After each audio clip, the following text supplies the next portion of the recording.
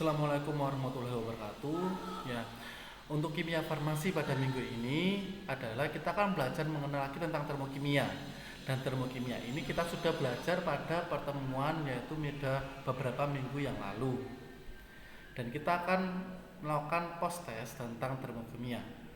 Sebelum itu, marilah kita berdoa menurut agama dan kepercayaannya masing-masing. Berdoa mulai. Doa selesai. Oke, pada video pembelajaran pada hari ini tujuan pembelajarannya adalah kalian bisa memahami secara pengertian dari termokimia, yaitu ada eksoterm sama endoterm. Yang kedua adalah kalian bisa menyebutkan contoh dari pembakaran, reaksi pembakaran. Dan yang ketiga adalah kalian bisa menentukan reaksi suatu zat. Nah, dari ketiga tujuan pembelajaran itu akan saya tuangkan pada post test termokimia. Sebelum itu kita bisa melihat modul yang sudah pernah Bapak bagikan. Ya, kita akan belajar di sini. Dan kalian bisa melihat catatan yang sudah pernah kalian buat nanti sebagai contekannya. Ingat, jawaban yang saya anggap benar adalah jawaban yang dari modul. Kalau kalian nanti melenceng jawabannya, walaupun itu jawabannya benar, tapi mencari di internet nanti ada pengurangan nilai ya. Ya, di sini ada termokimia. Termokimia sendiri adalah cabang ilmu kimia yang memperhatikan aspek suhu dan reaksi. Dan kalau kalian ketahui, yaitu ada reaksi eksoterm sama endoterm.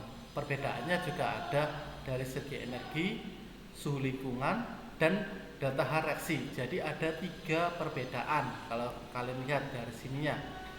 Yang saya tebak ini dari saya tebak tebal. Nah, ini adalah perbedaan reaksi eksoterm dan endoterm. Yang paling umum reaksi eksoterm itu adalah reaksinya negatif, reaksi endoterm adalah reaksinya positif. Kemudian itu kalau kita melihat dari segi gambar ya, bisa seperti ini diagram tingkat energi reaksi eksoterm dan juga endoterm.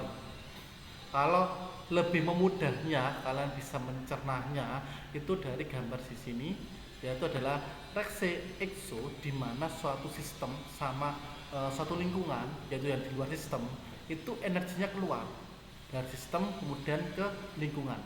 Tapi kalau yang reaksi endo yaitu adalah suatu energi yang masuk ke dalam suatu sistem. Kemudian juga ada entalpi standar. Entalpi standar kalau kita secara umumnya itu ada 3, yaitu adalah pembentukan standar, penguraian standar, sama pembakaran standar. Jadi ada 3. Pembentukan standar itu biasanya adalah energi yang diterima atau dilepas untuk membentuk satu mol zat unsur pembentuknya. Ya, kalau kita bisa mengetahuinya biasanya seperti ini. Ini contoh-contoh standar ya. Kalau penguraian berarti adalah dari penguraian kompleks ya, dari zat-zat dan kompleks menjadi yang lebih sederhana. Contohnya seperti ini, NaCl menjadi mengurai menjadi unsur-unsur pembentuknya. Dan kalau pembakaran ini yang khas ya, pembakaran itu selalu menggunakan O2 karena itu syarat utama untuk entalpi pembakaran standar. Dan entalpi standar lain juga masih banyak sekali, yaitu ada entalpi atomisasi, entalpi netralisasi, entalpi peleburan, dan entalpi penguapan maupun entalpi penyubliman. Selain itu juga ada juga penentuan entalpi reaksi, yaitu adalah kita bisa menggunakan kalorimeter kalau secara percobaan, menggunakan hukum Hess atau penjumlahan, menggunakan data entalpi pembentukan, dan menggunakan data energi ikat. Selain itu juga ini ada beberapa contoh yang bisa kalian pahami. Lah, dari sinilah kalian nanti akan bisa menjawab tentang post test yang akan Bapak lakukan. Nah, post test ini nanti ada beberapa soal, yaitu ada 4 soal. Yang pertama adalah apa perbedaan reaksi eksoterm dan endoterm beserta contohnya. Jadi kalian bisa menyebutkan perbedaannya dan memberikan contohnya satu saja untuk reaksi ekso maupun reaksi endo. Kemudian nomor 2, sebutkan contoh entalpi pembakaran standar. Nah, tadi kan sudah ada ya di modul, jadi kalian bisa menuliskan contohnya saja. Kemudian yang ketiga, jelaskan cara penentuan entalpi reaksi.